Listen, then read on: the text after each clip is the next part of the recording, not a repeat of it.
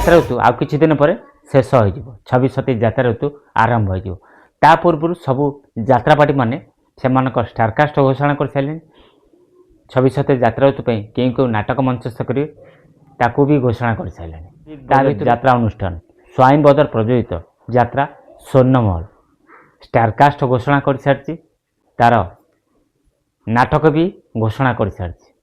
ତା ନାଟକ ତାଲିକାରେ ଆଉ ଏକ ନୂଆ ନାଟକ ନାଁ ଯୋଡ଼ି ହୋଇଛି। ଯଦି ଜାଣିବା ପାଇଁ ଚାହୁଁଛନ୍ତି ମୋ ସହିତ ଶେଷ ପର୍ଯ୍ୟନ୍ତ ଭିଡ଼ିଓ ଦେଖନ୍ତୁ, ଜାଣିପାରିବେ ଯାତ୍ରା ସ୍ୱର୍ଣ୍ଣମହଲ 26 ଯାତ୍ରା କେତୋଟା ନାଟକ ମଞ୍ଚସ୍ଥ କରିବ, କେଉଁ କେଉଁ ନାଟକ ମଞ୍ଚସ୍ଥ କରିବ, ନାଟକ ରଚନା କିଏ କରିଛନ୍ତି, ନିର୍ଦ୍ଦେଶନା କିଏ ଦେବେ। ଯଦି ଶେଷ ପର୍ଯ୍ୟନ୍ତ ଭିଡ଼ିଓ ଦେଖିବେ ବିନା ସ୍କିପ୍ରେ ତାହେଲେ ଜାଣିପାରିବେ। ଚାଲନ୍ତୁ ଡେରି ନକରି ଭିଡ଼ିଓଟି ଷ୍ଟାର୍ଟ କରିବା। ଜୟ ଜଗନ୍ନାଥ, ଆପଣମାନଙ୍କୁ ସ୍ୱାଗତ କରୁଛି ରକେଶନ ଯାତ୍ରା ଗପସପ ରାଜେନ୍ଦ୍ର ବେହେରା ଫେସବୁକ୍ ଆଇଡ଼ିରେ। ଆଜି ମୋ ଭିଡ଼ିଓ ମାଧ୍ୟମରେ ଆପଣମାନଙ୍କୁ ଜଣାଇବି ସ୍ୱାଇଁ ବଦର ପ୍ରଯୋଜିତ ଯାତ୍ରା ସ୍ୱର୍ଣ୍ଣମହଲ ତାର ଷ୍ଟାରକାଷ୍ଟ 26 ଯାତ୍ରା ଋତୁ ପାଇଁ ଘୋଷଣା କରିସାରିଛି। କେଉଁ କେଉଁ ନାଟକ ଏପର୍ଯ୍ୟନ୍ତ ସୁଦ୍ଧା ଯାତ୍ରା ସ୍ୱର୍ଣ୍ଣମହଲ ଘୋଷଣା କରିଛି। ପ୍ରଥମ ନାଟକ ଶୁଣ ହେ ରାମ କାହାଣୀ, ନାଟ୍ୟକାର ନିହାରଞ୍ଜନ ମହାନ୍ତି, ନିର୍ଦ୍ଦେଶନା ଦେବେ ପ୍ରଶାନ୍ତ ନାୟକ ଓରଫ ବଳିଆ ସାର୍। ଦ୍ୱିତୀୟ ନାଟକ ଯାହାକୁ ରଚନା କରିଛନ୍ତି ଡକ୍ଟର ଦୀପକ ଜେନା, ନିର୍ଦ୍ଦେଶନା ଦେବେ ଆଗଧାଡ଼ିର ନିର୍ଦ୍ଦେଶକ ଗୁରୁପ୍ରସାଦ ମିଶ୍ର। ନାଟକର ନାଁ ହେଉଛି ତୋ ନାଁ ପାଖରେ ମୋ ନାଁ ଲେଖା।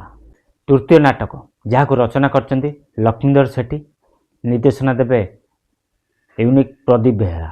ନାଟକର ନାଁ ହେଉଛି ତୋ ସ୍ତ୍ରୀ ରାଣ ସିନ୍ଦୁର ମତେ ଦେବ।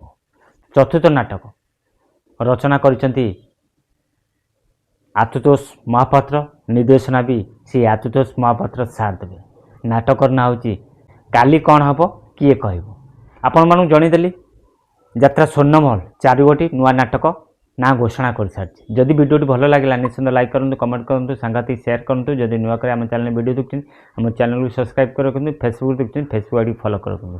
ସବୁବେଳେ କହିଛି ରାଜେନ୍ଦ୍ର ବେହେରା ଫେସବୁକ୍ ଆଇଡ଼ି ରକେଶନ ୟୁଟ୍ୟୁବ୍ ଚ୍ୟାନେଲରେ ଯାତ୍ରା ଫ୍ରେଶ୍ ଖବର ପାଇପାରିବେ। ଆଶା କରୁଛି ଆପଣମାନେ ଭଲରେ ଥିବେ ଆଉ ସୁସ୍ଥ ବି ଥିବେ। ପୁଣି ଦେଖା ହେବ ଆଉ ଏକ ଯାତ୍ରା ଭିଡ଼ିଓରେ। ଜୟ ଶ୍ରୀ ଜଗନ୍ନାଥ।